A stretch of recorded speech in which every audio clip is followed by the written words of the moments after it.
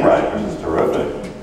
It's a common noun in German, but it's impossible. The kids laughed too, but I told them due to the economy, I was going to have to let one of them go. And being especially nice right now. But I told her I was coming in. It's great to see such a full room. I mean, I was wondering how many people were going to be at this conference, and I'm very impressed by the sessions you've had outside there, the tables all set up. And I told her I was going to speak to a full house, and she said, "Full house? You're going to be playing poker." But it is a full house, and look at this. It's terrific. So I'm glad to be with you, especially in this particular industry, because the HR industry is, I think, one of the most critical factors for the future of corporate growth and profit. And I'll tell you why from the research. In fact, I'm going to give you a lot of the latest research we have coming out here. And you're going to go through with me sort of a discovery process this morning to really look at some of the things that are going on. And I really am not supposed to be here. He says, "Don, it's an HR conference. The audience will love it." I guess you have to be a little cynical to be in your field, don't you? You just have to be a little cynical. So my background was really in planetary physics and chemistry. I mean, I studied solar system formations, you know, how stars form and die and things like that. I did my thesis at Harvard Medical School. And I did a joint program with the computer science department at MIT. Now, this is a very schizophrenic background, which gives an indication of my unstable personality. But then I left there and went to Hopkins to study human behavior because I found out that humans were so much more nonlinear and irrational as far as the systems I was used to studying. And some of you who work with humans might have noticed this. They're sort of unpredictable, hard systems to control. And so I went to Hopkins and began studying that. And then I left Hopkins and I joined a cult. And they made us wear the same clothes and taught us we were God's chosen. And I stayed with IBM for 9 years.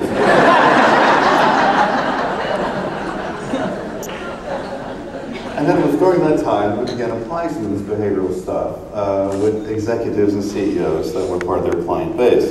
Now, so it was a great laboratory for me, but I began to get confused because I had CEOs and executives and heads of HR come up to me all the time, and they were complaining about the failure rates. I said, "What are your failure rates?" And one person says, "You know, we spend thousands of dollars on these management theories and trying to implement them in our company, and all we end up with after 90 days is Dilbert."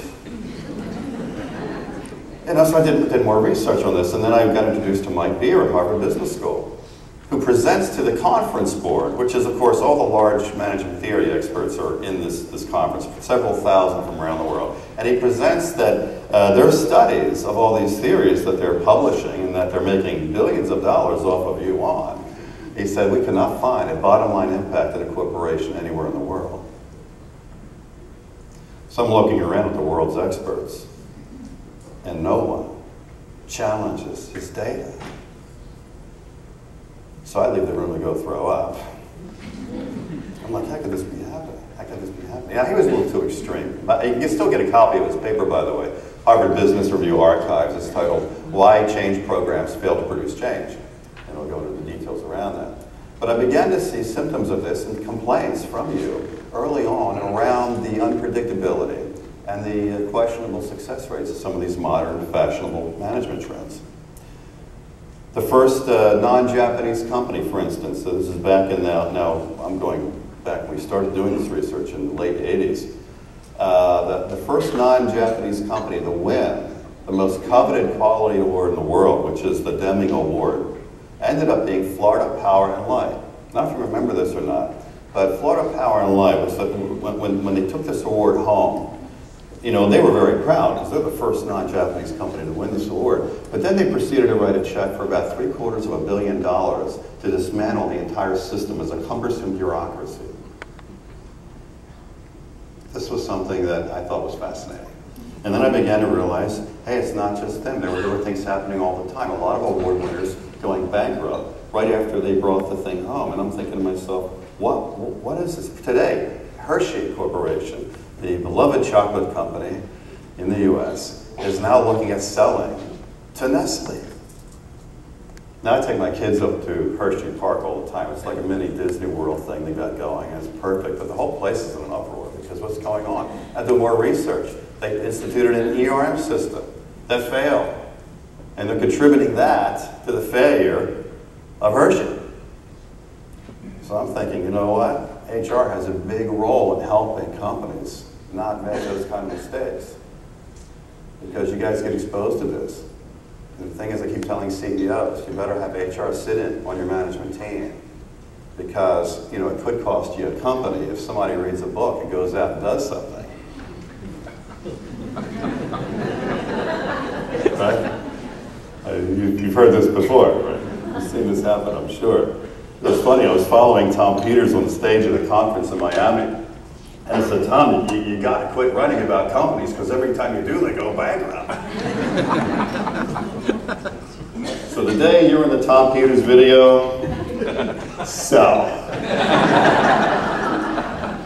Because statistically, that's the highest your stock price is ever going to be. But anyway, what I did is I was confused about what was going on, and so I decided to, what's the Robert Frost quote? You know, two roads diverged in the wood, and I took the one less traveled, and that made all the difference. Or was it the Yogi Berra quote, when you come to a fork, take it? One of those inspired me, and I decided to take it, and we decided to do an analysis. Because there are successful companies, a lot of you work with successful companies. What are they doing that we're not teaching in the MBA programs? Okay, what are these things that do work? So we decided to use a different technique to study management theory. We thought what we would do is work with facts and data. And we used two sciences to do that. We used anthropology and evolutionary genetics. And we decided to study humans and executives and CEOs and their behaviors over the past 5,000 years to see if we could see any patterns. And we actually started to see a few. I want to teach you a little bit about those few patterns today, which began to show us why things were failing. So when you leave here this morning, we'd like you to have these tools so that you can use them and help populate them back into your organizations and with your clients so that hopefully we can turn this high failure rate to high success rates in management theory. So as I go through, I'm going to be referencing some of the latest research because we have, I told Gary and the guys last night, they took me out to welcome me and try to get me drunk. And I said, you know, you're the first conference that I'm actually going to present a lot of this new research to. I mean, the book isn't even out yet, you can't even buy it, so you're kind of getting it right off the press. So I'm really delighted to be able to do this with an HR community, because I think that's the appropriate community to do it with anyway. So anyway, what happens is that we started using and publishing this data. The next thing I know, my book goes into 10 languages. I'm on CNN. I get invited to do all these fancy things. And next thing you know, I'm a leadership guy. I'm thinking, wait a minute, how did this happen? I'm just a scientist studying failure rates. So I'm going to share with you a little bit about what we had. But I founded the Saga Leadership Institute. And I fly around the world. I do travel a lot. Yes, I do. You know you're traveling on the road when that happens. But I'm going to share with you a little bit about what we have here. And by the way, this stuff isn't like my stuff. I mean, this is all for you. We've studied you, we studied humans, and we actually field tested this stuff, had it open to critique and application to over 7,000 CEOs over the past 20 years. So this isn't just an idea. This is stuff that we put on the bottom line. And at the Institute, we generate funding basically from services to apply and help you accelerate these results, and that's how we fund our research. So they didn't come from ivory tower. This is from you. This is your stuff. And as we go through this, I want to introduce the context here from this latest book. You see, we had already teased a lot of ancient insights out of the ancient text. My first book was called The Code of the Executive, and that was based on an ancient samurai evolutionary research. And that led us to a whole other set of theories. But I was kind of getting bored, and I wanted another laboratory. So what happened was, at that laboratory, I began to say, well, where is this new thing for me? Because I get bored easily, you know? And I said, well, okay, I read a lot of the management books that have been published. I didn't see anything new or exciting. We listened to a lot of speakers, didn't see a lot of things new or exciting. So I ended up actually on an expedition. And we fund a lot of expeditions. In fact, that's how we test our stuff. Because if what we're going to teach you triggers the DNA programming in humans, The only way to make sure it's not a cultural artifact is to go somewhere on the remote side of the world and test there, because that way your observations aren't contaminated by, you know, Western thought. But anyway, one of these things about expeditions, you learn a lot. I mean, you know, not only do you learn about different cultures, you learn not how to take a bath for a month, and you know, how to sleep with animals and go to the bathroom without a toilet and all that stuff. Well, my wife says, but didn't you learn that back in your fraternity at MIT? She was laughing, but my frat brothers were actually in the movie 21. Did anybody see the movie about the Vegas, the guys in MIT went to? That was my frats. These are the guys that I hung with, you know. So, but anyway, one morning I wake up. Actually, it was like midnight, really. It wasn't even morning yet. I wake up, it's pitch black. And I am freezing my butt off. And I'm trying to breathe, because we're about 20,000 feet. And there's not much oxygen when you're at that height and altitude. And I noticed that as I'm there, I've got crampons on and an ice axe. We're trying to summit the highest active volcano in the world. I told you I have an unstable personality, so. But we're actually doing it was a fundraiser. I got roped into this thing for a fundraiser for the breast cancer vaccine at Johns Hopkins. We were raising money for that. And actually there is a vaccine they're testing on humans now, so we may eliminate breast cancer in our lifetime, hopefully. So Dr. Alicia Emmons was part of our expedition, and we're out there trying to summit this thing. And I'm exhausted. And I look up in the sky, and I can see the stars brightly. And I see some stars moving. And I'm thinking, we've got to be close to the top. And I realize the stars that are moving are actually the headlamps of the earlier team before us. Now at this point you got to ask yourself a question like, it's a heck of a lot easier to go down and get breakfast and go back to sleep. But who was leading this insane expedition was Chris Warner. Now I don't know if you know Chris Warner. Chris is the guy that saved all those bodies on Everest back in 2001. And so he got a lot of notoriety around the world for his rescue operations. And Chris has led about 140 of the most dangerous expeditions in the world. And I'm on this expedition with Chris leading this thing. And I'm realizing, wait a minute, this is the new laboratory. Because when you're at high altitude, and this kind of weather, with no oxygen, there aren't any motivational speakers. And there's no books and management theories. I mean, you're walking on primal reactions here. This is the place where biological leadership can be best studied. So actually what I did is I called over Chris, and we've spent a couple of weeks together really on this mountain. And I wanted to enroll him and say, Chris, I want you to be my partner in this laboratory because you're the guy who lives here.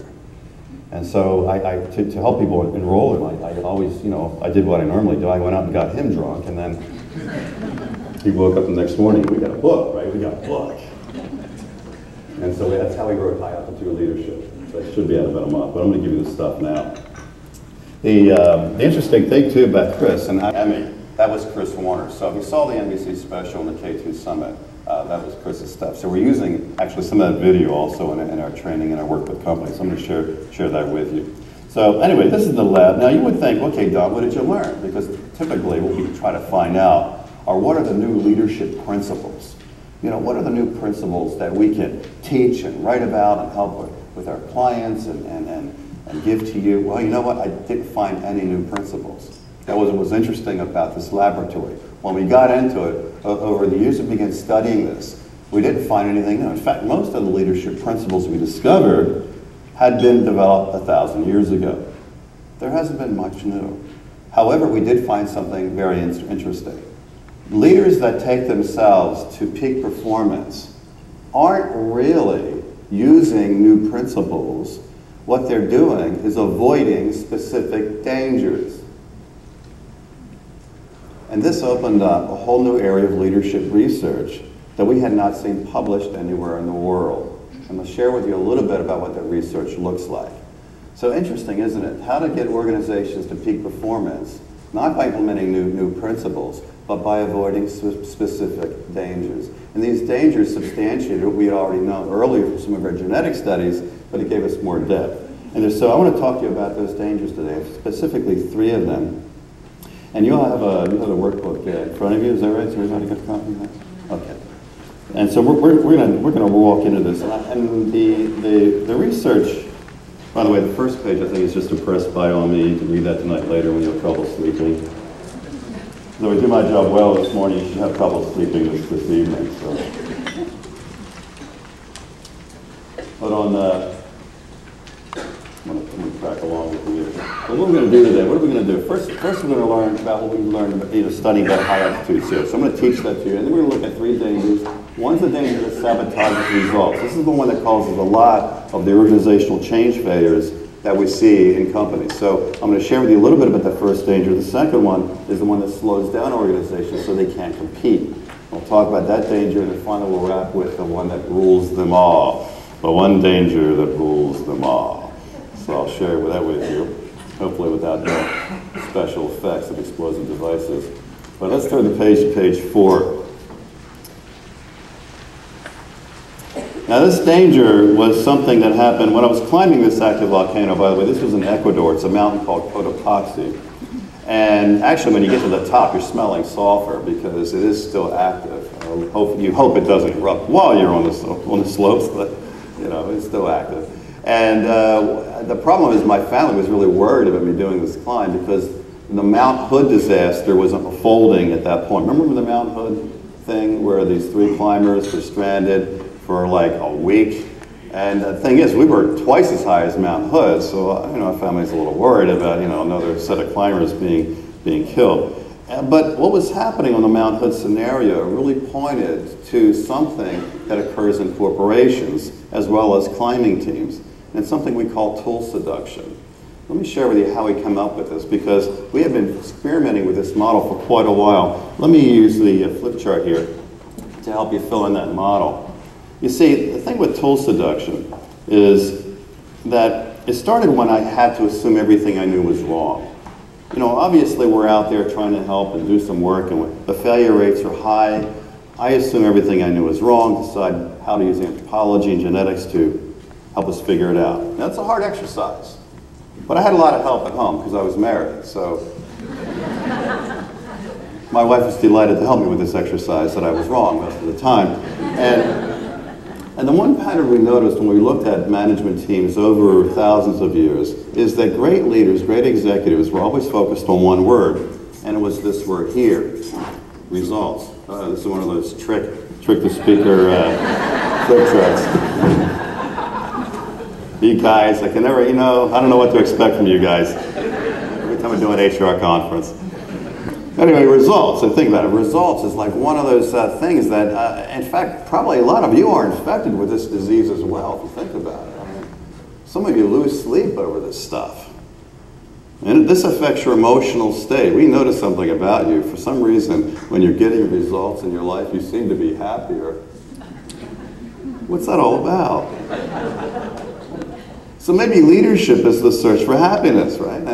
And you try to get happy doing a couple of things. In fact, for the people on the side there, I know it's hard for you to see here, so I'm going to try to tell you where to position this stuff. Oop, there we go again.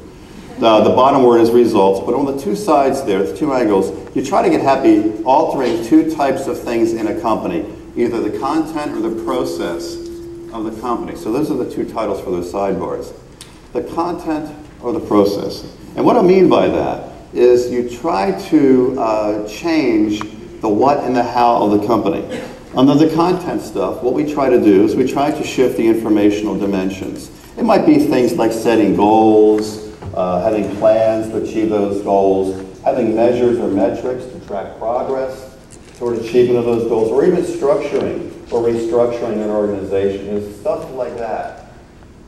You also spend time on the process, changing that. Because we'll try making sure we can train people to do work better. We might even have ways to alter our policies or take our procedures to new, more effective levels. Maybe we'll institute some sort of ISO or quality initiative. Now these all make sense because basically you're saying, hey, what can we do differently, and how can we do it differently? We can get better results. So we thought, we were onto something here, except for one small minor point that you might have noticed, and that is that most bankrupt companies have these down pretty well. I haven't bankrupted a company yet that didn't have a goal. or a training program. So what was interesting about this is we said, well, what's going on here? Because there's 35,000 business books published this year on these areas. 35,000 published this year. And they're good things. But the anthropologist said, yes, they're good things, but they're just the tools. And a fool with a tool is still a fool.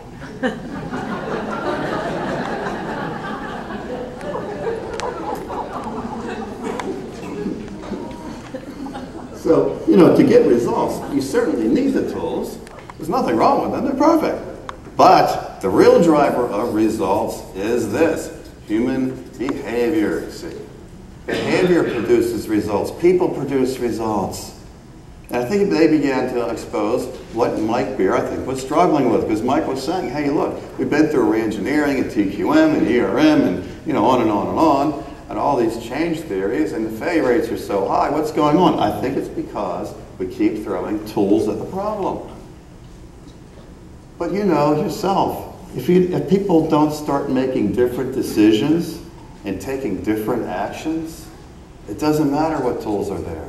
You're not going to get the results that you want. So the issue we think you're struggling with more in your organizations and with your clients is the issue of behavioral change, not tools.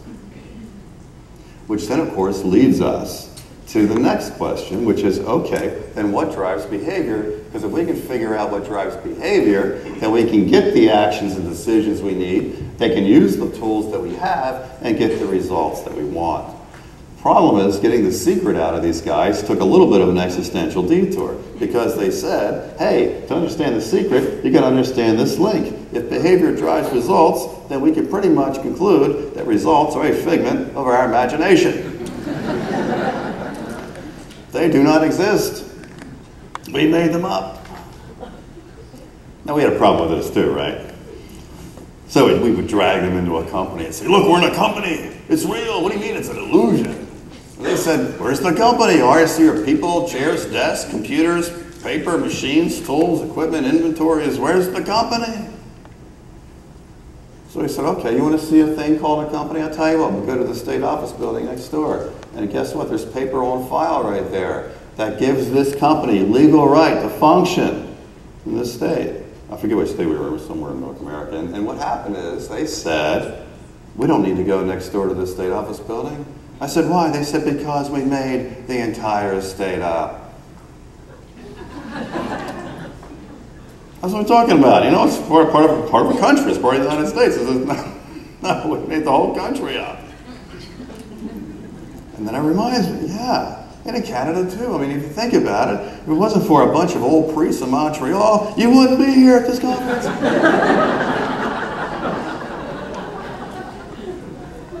But you know, humans move in, you know, and then, you know, and you start like dividing the dirt up and giving it names.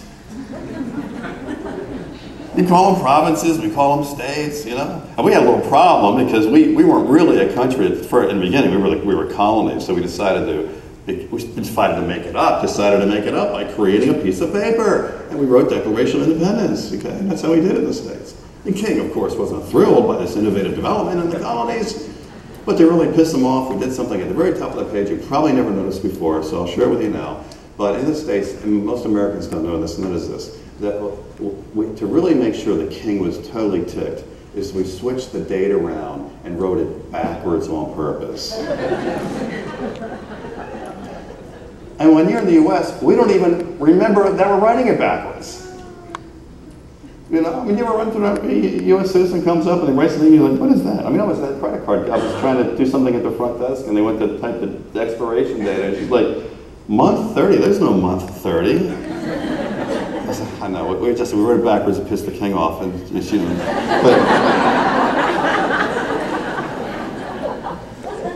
You know, so the king sends us some troops, right? And then we, you know, a little scuffle, and next thing you know, okay, we're a country, so it's fine, you do it. So we start dividing the dirt up even more. We're all the way down to Florida, we get up to Maine. We try to get into Canada, but you guys kicked us out for some reason.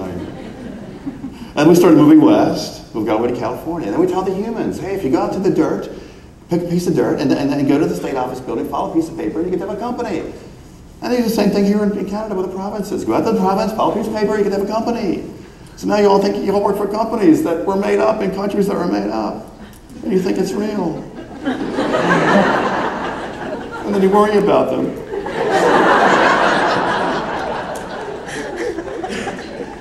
So once you get this, you begin to realize, oh, now we know what the secret is.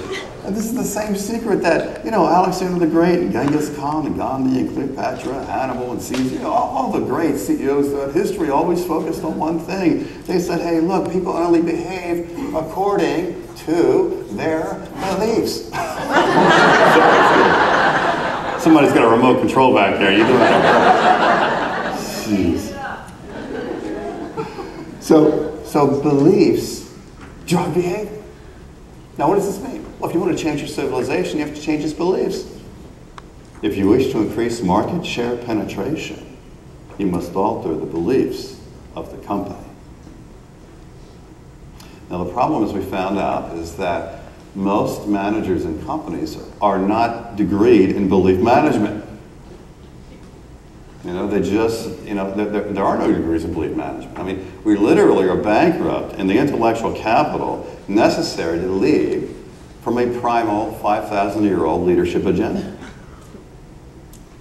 So as we go through the morning, I would like to teach you some of the techniques on how to lead from beliefs, because we think this is the source of what causes the dangers that remain hidden and why some leaders fail to achieve peak performance.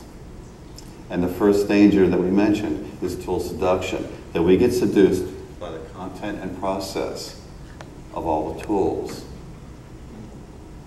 And that's the problem. We get seduced because they're logical, linear, rational. They kind of make sense. You can write formulas, little checklists, Hey, the top 10 things to be a great leader, Give you a little list there, a little checkbox, and, it doesn't work, but it gives you lots of hope, But see, beliefs are not seductive. They're almost repulsive. You see that? Because beliefs are hard to lead from. They're nonlinear, they're irrational. You're crafting, you're sculpting. It's an art.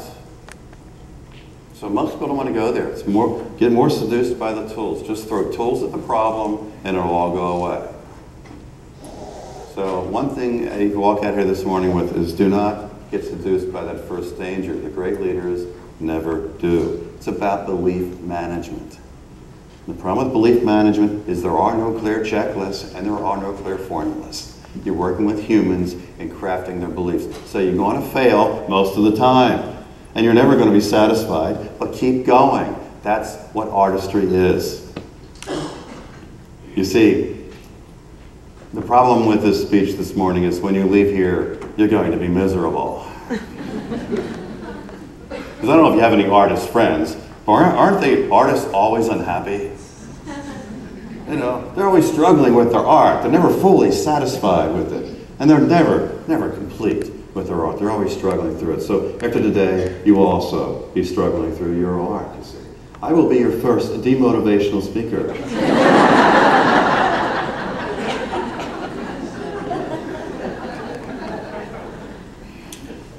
But if you stay out of tool seduction and keep focusing on the belief-behavior connection, you'll discover something interesting. And that is that in this area of beliefs, this is where passion lives, and people with passion are unstoppable. We actually tested this theory with the oldest industry in the world, military operations. I got invited. My book had come out and was making the rounds at the Pentagon. And I had just been on CNN and there was a lot of press exposure. So I got a call from the Secretary of Defense in the U.S. to tour military operations with a small group of people that were currently in the press at the time. They said, we want to show you guys what CNN is not allowed to see. We're going to take you behind the scenes. And you have permission to ask anybody anything you want at any time. Now I thought, wow, what a great laboratory this is going to be for me. So, they took us for several weeks, and they flew us around, and I got a chance to work with all of the various military forces. The Navy SEALs, the Special Operations guys. I got a chance to even work with the ghosts. The guys that don't exist. rendezvoused with an aircraft carrier in the Pacific. Now, I wanted to ask the CEO of that company a question. What's his toughest leadership call you ever had to make? Because here's a guy that's running like the most formidable weapon of war ever invented. He's like running the Death Star, you know? What does Darth Vader lose sleep over? So I got to the bridge and I called Lord Vader off to the side, and I didn't want to embarrass him in front of his flag officers. And I asked him that question. He was kind of stunned because nobody really challenges Darth with these questions like this. But he had to answer. He's under orders from the Secretary of Defense, and he thinks for a few minutes, and he says, okay, he says, it was definitely when I had to turn around to fight the Gulf War before taking a vacation. What? He didn't get a vacation in before battle? What's he talking about? He's actually talking about this.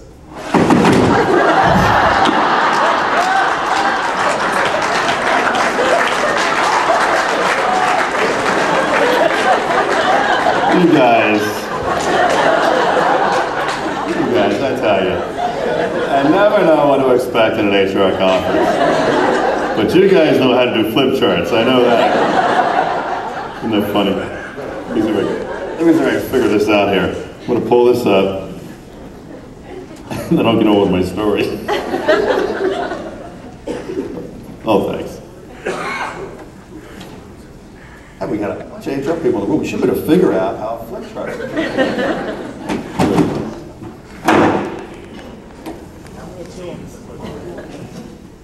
Is it going to last? Well, if one of you guys just get out on your hands and knees, we'll rest it on your back for the rest of the presentation.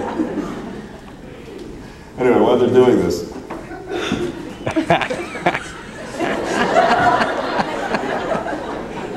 we're filming this as a flip chart sales training video.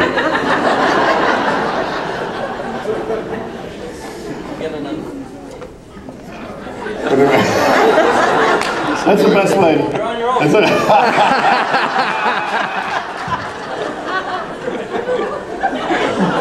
I love it. The best way to solve the problem is exit immediately. That's my second leadership tip. So anyway, what's Darth talking about? You know, what's he talking about? He says, I didn't get a vacation in. Well, what he's talking about is the first course they teach you in military operations. He says, look, he says, you know, the first thing they teach is always ask before battle the one question all generals ask, and that is, how's the morale? How's the morale? See, he says, because the higher the morale is over the enemy is an indicator of victory, regardless of technology advantage. And you see history littered with stories of the underdog, you know, the outgunned and the outmanned troops. But they had higher morale when they came to the day and won, you see. So he had to now go turn around and fight the Gulf War before taking shore leave. He had been out to sea for several months. He wanted to get the guys off the ship on vacation for a couple of weeks or something to get them pumped up again so he could go into battle with fresh, energized, passionate troops. And the president wouldn't allow him to do that, so he's got to fight, violating one of the first codes of war. And he can't sleep at night. But the question for you is really the same, isn't it? Especially as an HR professional, is how's the passion in the troops in your organizations today? And how often do they go into battle to fight, violating one of the first codes of war, having a passion problem? So the best thing you can do for your companies, for your CEOs, is to really have them wake up every morning in a cold sweat worrying about that problem. How's the passion on deck on my ship? Because we discovered something interesting at the Institute. For some reason, higher passion companies seem to outmaneuver demoralized competition. So there's profit here, folks. Passion is profit. And yet we do not teach this in business school, and that's unfortunate. But at least you can start teaching it to your people tomorrow. So tool seduction is always going to be there. We're always going to want to go for the easy, quick answer. you know, the nice best-selling idea. But be careful. If it doesn't change the beliefs of your people and their behaviors, you're set up for probably another failure. This is how you can protect your companies. This is the strategic role of HR. And that's what we're trying to have CEOs realize, is this is the place to be. This is the place to focus on. Now, how do you manage from beliefs? Let's go to the next danger. That's an idea. That's how that works. Oh, we have rescue. They'll all abandon you.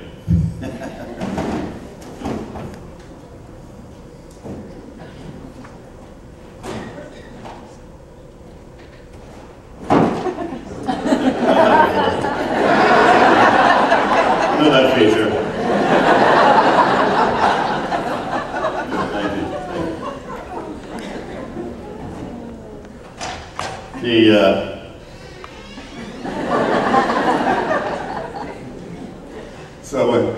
So we're moncton, and that's what it's like. I mean, it is when I stare. In fact, we got a team building session after in the gym. For those of you who want to do a plastic bag over your head and Stairmaster, it's a lot cheaper than heading around the world to do Himalayan expeditions.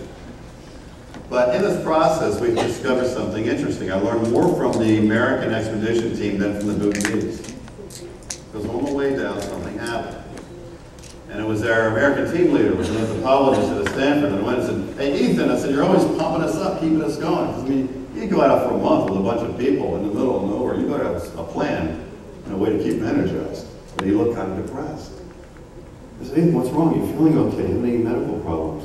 Sometimes you can have residual high-altitude sickness issues. He says, no, I'm okay. He says, I just hate this part of every expedition I lead. I said, what do you mean this part? He says, well, most expedition teams fail on the way down, not on the way up. I didn't realize that.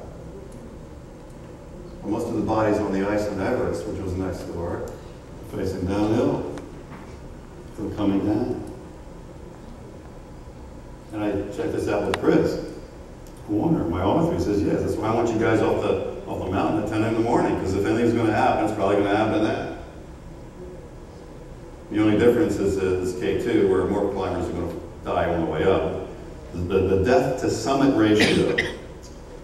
Interesting sport. Scorecard being death to summit ratio.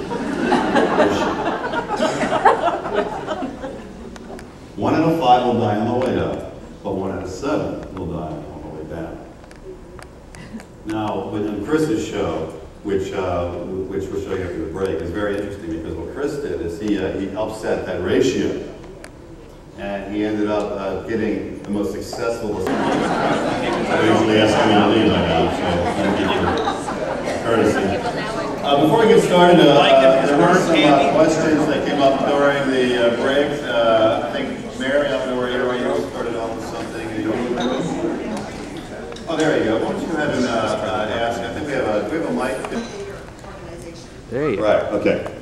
So in other words, what she's saying is, how you got a big company, a big organization, how do you create a compelling story that sort of connects it all together? Essentially, in any organization, we always recommend, and this is one of the things that HR has, I think, really a strategic agenda that they should be taking on here, is if the top is not going to support any sort of strategic or cultural change, well, then you got a problem. Because they're going to figure you out anyway, and if there's any trust issues in the culture, once they figure out that the top wasn't serious, then you pretty much have, eradicated any possibility of trust and integrity in the company. So you do want the top in there. Now, if you cannot have those people say, hey, look, okay, we're going to support the change that you think is going to be strategically important. We have worked with organizations within companies as long as this person in charge of that division or department could provide enough air cover. All right? Like when we transformed the U.S. Navy's Fleet Readiness Program, that was with Admiral Moore. Vice Admiral Moore was the person who would interact and protect the group from Congress and everything else. So it was kind of unusual working with these guys, but they did a great job, saved hundreds of billions of dollars within the first year, and which isn't hard, I guess, when you're spending a lot of money anyway to sort of get it together. He's now running Lockheed's Global Initiative Program, so we're going to do some work at Lockheed, hopefully. But yeah, you can. If you get somebody at the top and provide air cover, you can do something within a department. And the whole point is that every area should have its own saga, let's say, that indexes and aligns with the main one here. Okay, and old ancient organizations have been used to doing this for so many thousands of years that to them it's almost unconscious. Like when I did the military tour, no matter which group I was with, they all certainly knew that the job was to protect the interests of the country. But they each had their own way of doing it. So the guys that did all of the radio jamming within a battle zone environment, they would fly outside the region and then jam and only project their radio systems. And so their saga was never seen, always heard. In other words, we're never going to be seen on the field, but you will always know we're there. The 82nd Airborne, watching them do a live fire takeover of an airfield in the pitch black of night, was "We own the night." Just 4 words: "We own the night." And they do. I mean, everything they do, strategy-wise, equipment-wise, training-wise, it's about nighttime warfare. So, and I've seen these guys take over airfields, and I do not want to be on the other team when these guys come in. So whenever you see the news in the morning and they say airfield taken over, I know exactly what happened the night before. But they're very clear. So in your organizations, you can have teams down here that have their own saga, but it's got to support the overarching one, because this one is really the one that inspires the whole culture to come together. If you've got anyone in there that has something going in another direction, then you're going to have a problem, because then you have something that's now being vectored out of the company. Does this help, Mary, with your question? Okay. Other questions before we continue? Okay. Well, here's what I'd like to do. I promised you the video. I'd like to show you the laboratory that you've been learning about here, because we're talking about how all this stuff was discovered at high altitude, and so you probably want to get a taste of what that looks like. So go ahead and roll the just about 5 minutes of Chris Warner on K2.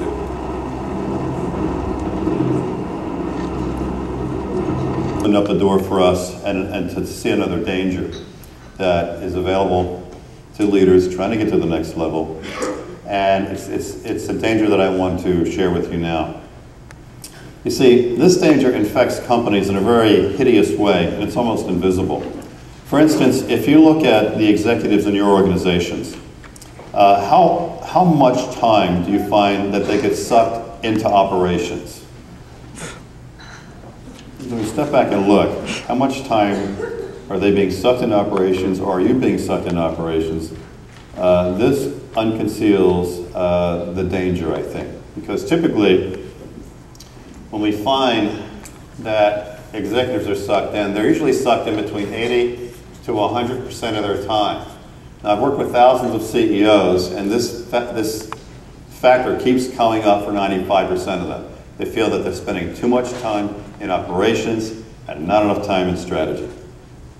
When we go in to work with companies to look at how to increase profit and market share penetration, we're allowed to then see deeply what's going on here. In almost every case, the reason this is happening is because underneath of them, or it could be underneath of you, you have a weak management team.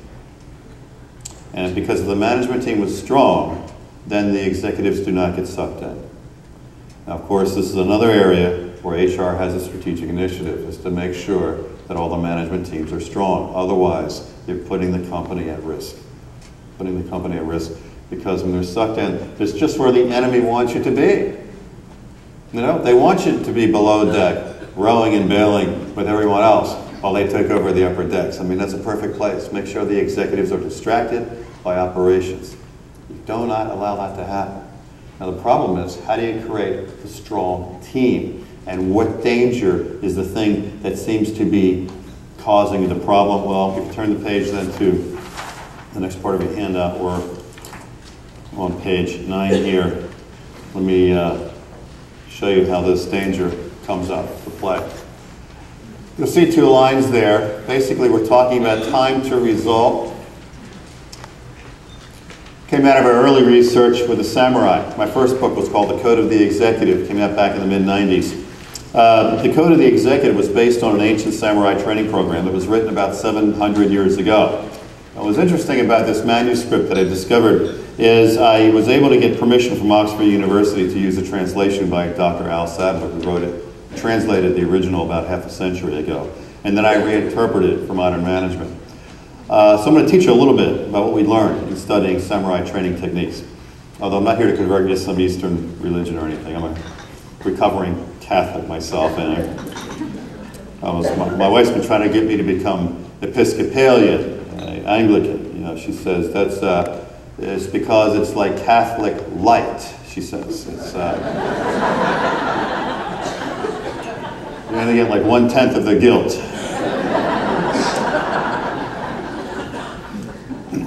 But I was almost Southern Baptist. All my aunts and uncles and cousins are devout Southern Baptists. My cousin says the other day, he says, I finally figured out why they don't want us to have premarital sex. I said, why? He says, they're afraid it would lead to dancing. I think I've ticked off half the group by now. I'll work on the other half first. Okay, time to result. Now here's an interesting HR model I want you to think about. If you can get your organization to produce the same result in less time, you've got speed. And speed wins. Speed wins. Faster armies outmaneuver slower armies. And some more reading material for you if you want to pick up competing against time. You'll find that in that book they've analyzed several industries and found out that for some reason faster companies outmaneuver slower companies. And they measure it by magnitudes in market share penetration and profitability. So they show how like Southwest Airlines could dominate an industry in any airport it goes into because it's just faster in turning the planes around. They also showed how Walmart could steamroll over Kmart. I mean, Walmart's now the largest company in the world, I think. The Global 500 reported out a few months ago. And here's a company that started as a corner store, but the guy somehow figured out how to do distribution faster, and the rest is history. They even predicted Toyota's domination of General Motors in the book before it ever happened, because the engineering concept to production line was years faster than General Motors. So in a sense, I keep hearing General Motors complaining about the advertising agency as the problem. I don't think it's the advertising agency. I think it's speed of idea to production. And Toyota has now leaped ahead and probably will continue to do that. So HR's role in helping companies become faster actually plays out with some of the samurai research, because when you look at what causes an organization to slow down, to take a longer time to do the same result, generally you find that it's because of some sort of filler activity that tends to look like this. The samurai found out there were politics, you know, CYA, you all know what that is, right? Okay, if the person next to you doesn't know, you can fill them in on what that. No, you got the whole blame game going on. You got turf battles, silo protection, you know, entitlement attitudes, and just, you know, all the normal struggles of dysfunctional behavior that you see in companies. Just put in that list. This is the stuff that causes you stress, frustration. It's that kind of behavior, and it's in that list. And all of that sucks out time. All of that sucks out time. If you think about it, have you ever been to a 15-minute meeting in your company that ended up taking an hour? That's a 75% waste of human capital, you know. Or you ever run into situations where people have to like work around each other, you know, and projects end up taking twice as long as needed. That's also waste.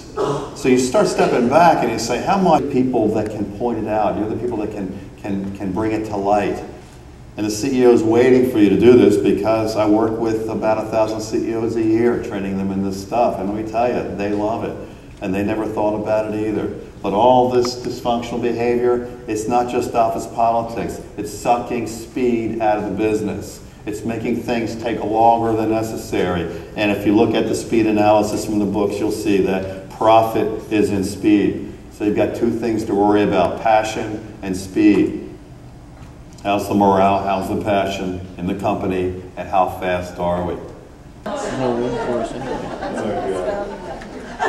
So the thing is that what causes this stuff? Because look, I know a lot of you have put together training programs, and you put together initiatives, coaching, and just some kind of support to get people to stop doing that. And you've also noticed, as we have, that the failure rates after 90 days seem to, everybody starts rescinding back into their old behavior. So one of the questions that HR professionals kept asking is, you know, why don't you study that failure rate? Tell us what's going on there. So we did, and it was real interesting. We discovered people weren't doing this because they were untrained. They were perfectly trained. The training was fine. The reason they kept doing this behavior was because of something that was not published in any training literature. It was because they should do that behavior. That's the appropriate behavior. This is righteous behavior. Now, what am I talking about? Think about it, folks. Go back to the model. People are exhibiting that behavior because they believe in something, right? There's some belief that's making that behavior appropriate. And what possibly could be inspiring that belief? When you think about it, all that dysfunctional behavior seems to be a reaction to some perceived fear or threat. Why would somebody want to protect themselves? Why would somebody want to look good to the boss? Why would somebody want to blame somebody else so they don't take accountability excuse me, for something? And think about that. I mean, it's because they're afraid of something. Now, I know a lot of you have created cultures which are fine cultures, and there is no, elements of fear or threat. So what's going on? We think it's biological. We think it's part of the danger we discover whenever you take leadership forward. It's the biological part is the source of that fear or threat. It's the human ego.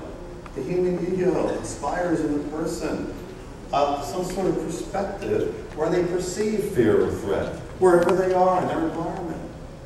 So it's probably not your fault, it's just happening in them. And you've all seen this before because we think about it, well, what is it about this ego? So we started looking deeper. Okay, the ego is causing a fear-based perception that's making this behavior appropriate, and no matter how many training programs you throw at it, it ain't working.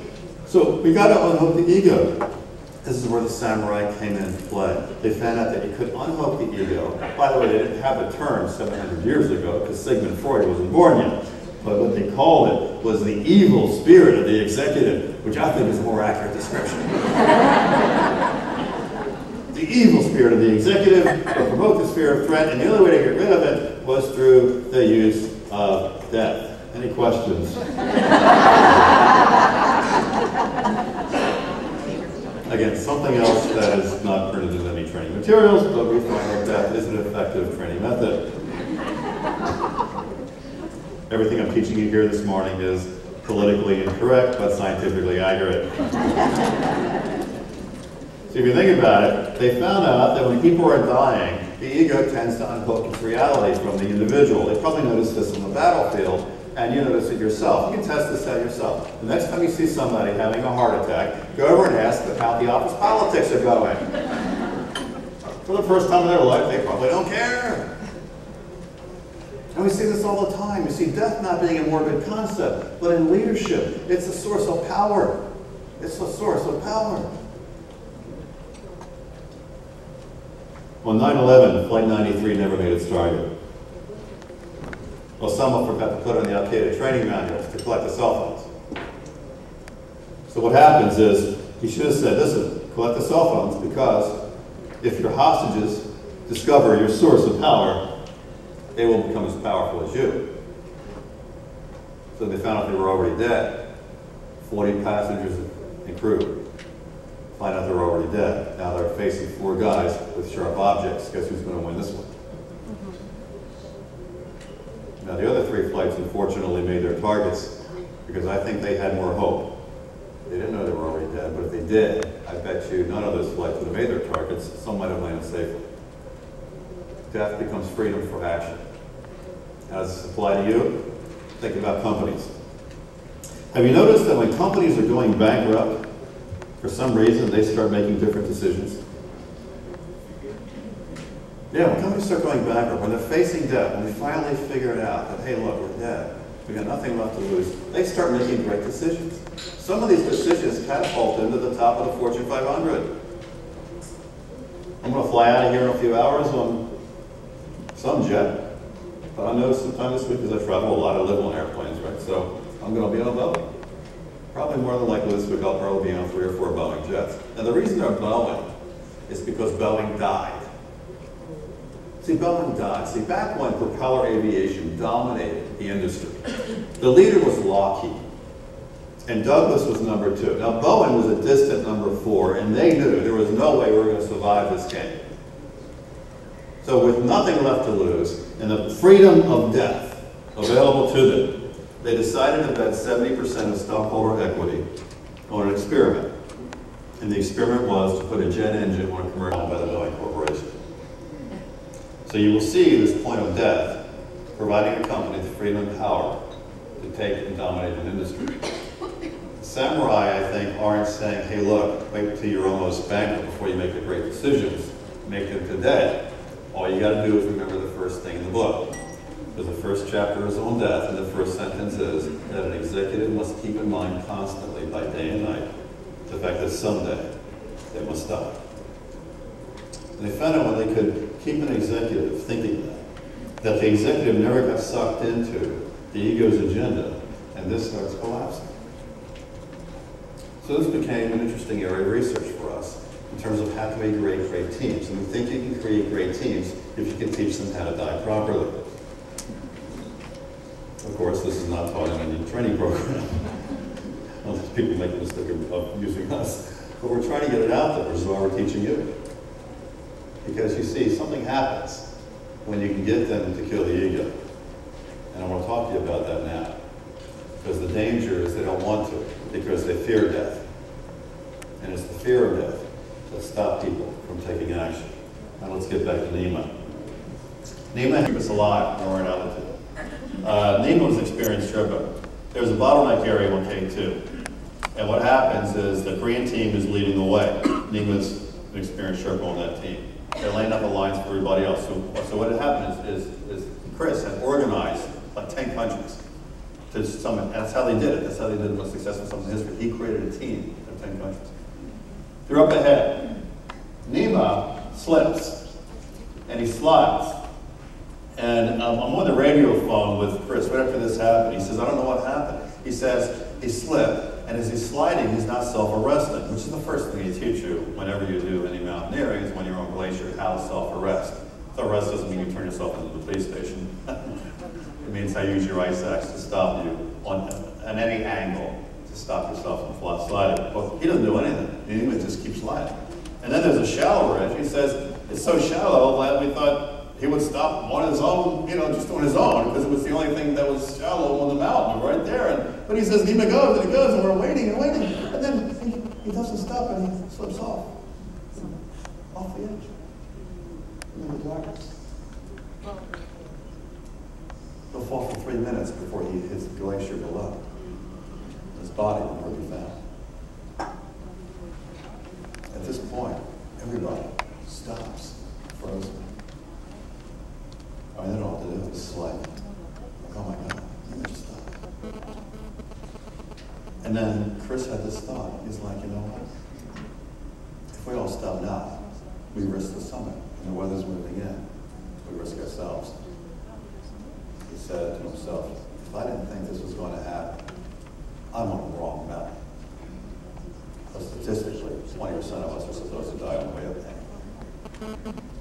And at that point, once Chris accepted the death of Nima, the only thing he could do was take action. He was not free. He was not free to take action because he accepted the death. He overcame his fear of it. And he had been through death many times on mountains. So for him, he was somewhat conditioned to this. And he started walking past the other climbers, climbing up. He ended up grabbing the ropes and started laying them out. And when everybody saw the action taking place, they began to fall in. And they got through their fear, and they continued to summit. That's how they completed that. But this is what happens with humans. When we don't accept death, we try to run from it. And you see companies do this all the time. Careers, projects, goals, targets get missed, and everybody scrambles to try to make excuses instead of just accept it and freeing themselves to take action. Now, you in HR may be the only voice that's there to be able to step back and say, guys, look, it's dead. What do we got to lose? What do we got to lose? Let's keep moving. Let's do something brilliant.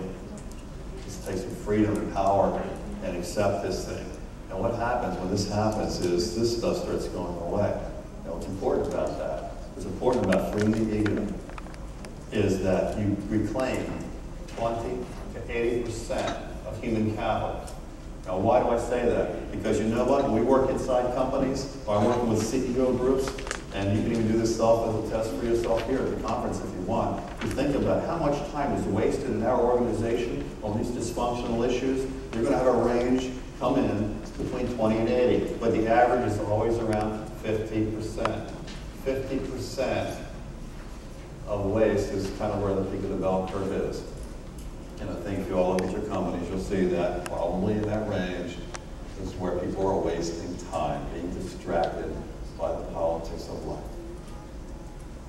And your job is to reclaim that. What we're supposed to do is reclaim that strategically back to the company. If you don't do that, then tomorrow when somebody asks how many people work at your company, you got to say about half.